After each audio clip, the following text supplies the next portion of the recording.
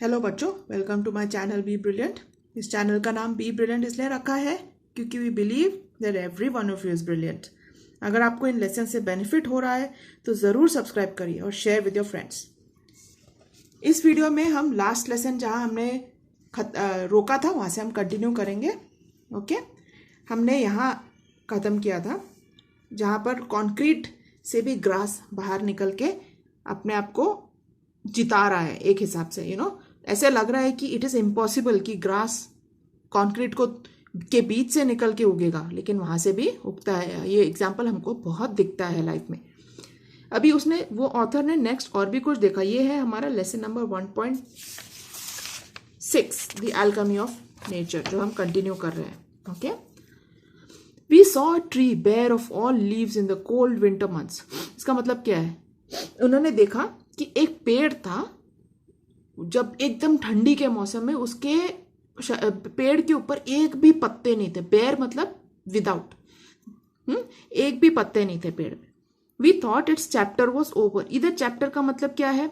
Chapter was over मतलब इधर dead लिखा है, डेड। चैप्टर वॉज ओवर मतलब डेड। या तो जैसे हमारे लाइफ में भी चैप्टर्स होते हैं, there is a chapter for everything. मतलब जैसे अभी आप बच्चे थे, वो एक चैप्टर था। फिर आप बड़े हो गए, मतलब आप स्कूल जाने लगे, प्री प्राइमरी, वो एक चैप्टर था।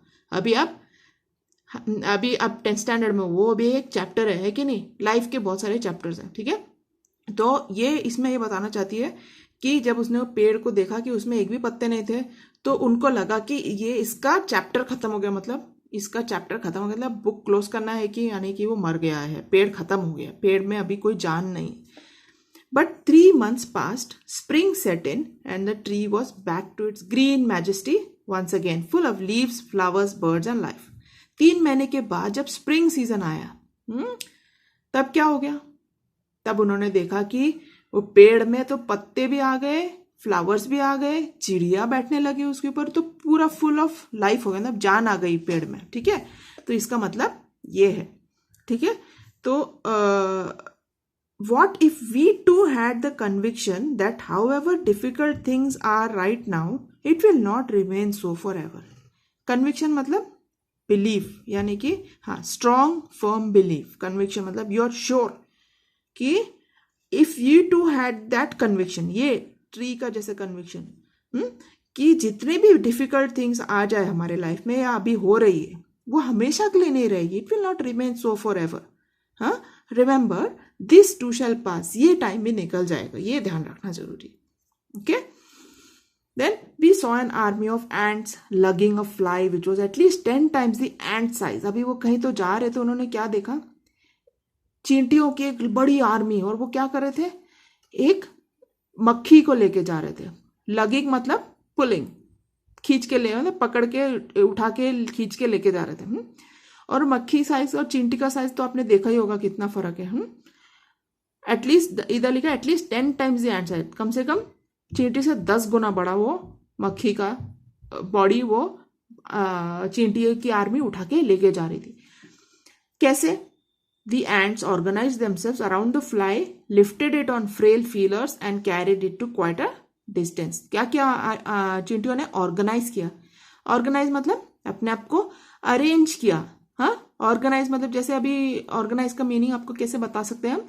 जैसे आपके कबर्ड में कपड़े हैं या बुक्स है, अगर आपने पूरा इधर उधर करके रखा है, मतलब कोई अरेंजमेंट नहीं है, ऐसे सब फेंक के रखा हुआ, that is not arrange, that is not organise.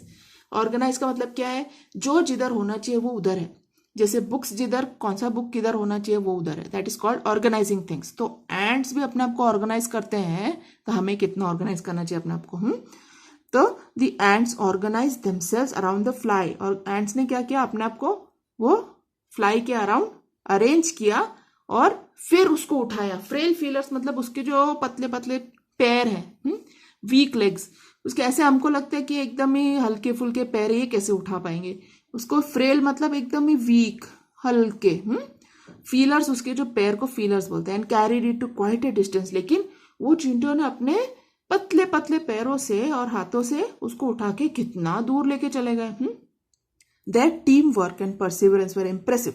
Team work मतलब मिलके काम करना, एंड परसिवरेंस मतलब जो काम कर रहे हो उसको छोड़ना नहीं, जैसे constant efforts in spite of obstacle, अगर भी कुछ भी मुसीबत भी आ गई काम के बीच में तो भी काम को छोड़ना नहीं, कंटिन्यू करते रहने का जब तक काम खत्म नहीं होता, that is perseverance. Were impressive, impressive मतलब मानने वाली बात थी, वाह वाह।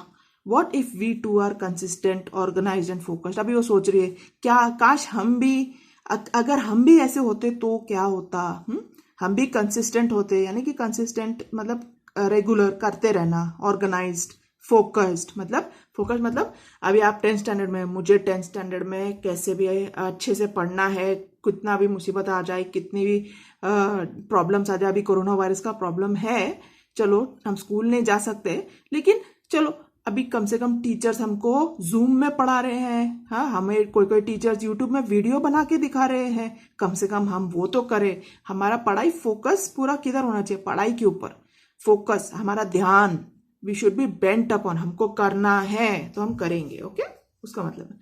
तो अगर हम ऐसे होंगे तो हम भी क्या क्या नहीं कर सकते। स्पाइडर, अभी और एग्जांपल्स दे रही है नेचर में क्या क्या होता है। Spider webs are delicate yet very strong, आपने स्पाइडर वेब देखा होगा, एकदम ही नाजुक रहता है, डेलिकेट मतलब नाजुक, लेकिन कितना स्ट्रांग रहता है पता है आपको। आप कभी इंटरनेट खोल के देखना कि स्पाइडर वेब, स्पाइडर्स की जो वेब होते हैं, जो वेब बनाते हैं वो कितना स्ट्रांग होता है। फिर rainbow colours the entire sky, rainbow तो कब निकलता है रेनबो, जब धूप के साथ बारिश भी हो जाती है, तो तब हम सोचते हैं हमेशा सब धूप धूप रहेगा, नहीं, कभी कभी बारिश भी होती है, लेकिन हमको रेनबो दिखता है ना, हाँ, कितनी सुंदर बात है। देखो तो रेनबो हमको क्या याद दिलाता है कि कोई बात नहीं, ठीक हो जाएगा सब। फिर oysters take in a grain of sand, they open up with a pearl, आपने सुना होगा ऑयस्टर्स, जो पर्ल कैसे बनता है, वो जो पर्ल मोतिया, जो असली मोतिया वो कैसे बनती है, ये ऑयस्टर है ना, उसके अंदर एक रेत का तिनका एक छोटा सा घुस जाता है, जैसे हमारे आंख में घुस जाता है कभी कभी, वैसे उनको वो चोट पहुंचती है, उस ये जो सैंड अगर उनके अंदर घुस गया ना तो उससे ऑयस्टर को चोट पहुंचती है। लेकिन क्या होता है, वो सैंड के चारों तरफ उसके जो केमिकल प्रोसेसेस होके फाइनली क्या बनता है, पर्ल बनता है, ओके। फिर innumerable stars shine across the, ये ऑयस्टर, इसका मतलब क्या होगा, जैसे आपके लाइफ में भी शायद ऐसा कोई ऐसे चोट पहुंचाने वाली कोई बात हुई होगी, लेकिन चिंता मत करो, लास्ट में जो आप भी मोती जैसे, हीरे मोती जैसे निकलोगे, डोंट वरी, ओके। कितनी भी प्रॉब्लम आ जाए कभी भी दुखी नहीं होना। फिर innumerable stars shine across the infinite sky, innumerable, आपने कभी रात को गांव में जाके कभी ऊपर आसमान में देखना, जब एकदम अंधेरा है कितने सारे तारे चमकते हैं, कितने सारे तमाम, तो अंधेरे में ही तो तारे चमकते हैं ना, सुबह दिखते हैं क्या एक भी तारे, नहीं ना, सिर्फ अंधेरे में ही चमकते हैं। Clouds take new shapes with every passing moment, आपने बादल को देखा है क्या, जैसे जैसे टाइम जाता है उसका शेप बदलता रहता है, हवा उसको भगा भगा के लेके जाती है, वो क्या करता है, मेल्ट नहीं हो जाता है, वो भी स्काई से एक तरफ से दूसरी तरफ जाता है, कैसे, अपना शेप बदल बदल के, जैसे उसको हवा लेके जाती है। इसका क्या मतलब है, हमारे लाइफ में भी हवा जैसे सिचुएशंस आएंगे जो हमको ऐसा लगता है अरे हम कहाँ जा रहे हैं, लेकिन हमें क्या करना है, थोड़ा बहुत अडेप्ट करना है, थोड़ा बहुत एडजस्ट करना है, एडजस्ट करके हमें आगे बढ़ते रहना है। The wind makes trees dance with unhindered passion, जो हवा है कभी पेड़ के बीच से निकलती तो कैसे पेड़ स्वे करते हैं ना, एकदम जोर जोर से हिलते हैं, कि नहीं। अनहिंडर्ड मतलब बिना ऑब्जेक्ट किए हुए, बिना विदाउट डिस्टर्बेंस, मतलब बिंदास ऐसा। Water without hint of ego changes its form according to the dictates of the sun and the wind, जैसे जैसे पानी के ऊपर सूरज गिरता है, अगर आइस है तो मेल्ट हो जाएगा, अगर आइस नहीं हो ठंडा हो गया तो आइस बन जाता है, और हवा से वो ऐसे फ्लो होता है ना।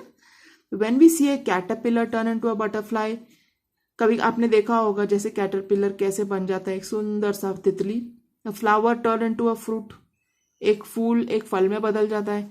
We experience the alchemy of nature, जब आप ये सब चीजें देखते हो ना, ये अद्भुत चीजें देखते हो, तो इसका क्या मतलब है, एक टाइप का मैजिक है नेचर का, अल्केमी मतलब जादू, एक टाइप का मैजिक है, हमको लगता है मैजिक है, ऑफकोर्स इसके पीछे बहुत रीजंस हैं, लेकिन जब आप ये सब चीजें देखते हो तो वाओ, हमको समझ नहीं आता ऐसे कैसे होता है ना।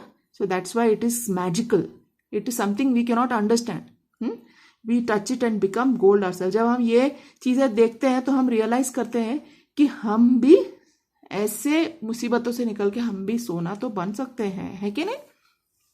ठीक है, अभी हमें वर्कशॉप करनी है। तो वर्कशॉप ये बहुत ही लंबा वर्कशॉप है, इंग्लिश वर्कशॉप 4 पेजेस का वर्कशॉप है, तो इसको हम नेक्स्ट वीडियो में कवर करेंगे।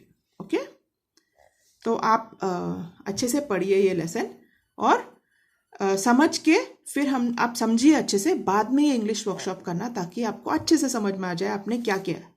हमेशा याद रखो, इंग्लिश को बिल्कुल कहीं से कॉपी नहीं करना, अपना ही अपने वर्ड्स में लिखने की जितना आप कोशिश करोगे उतनी आपकी इंग्लिश अच्छी हो जाएगी।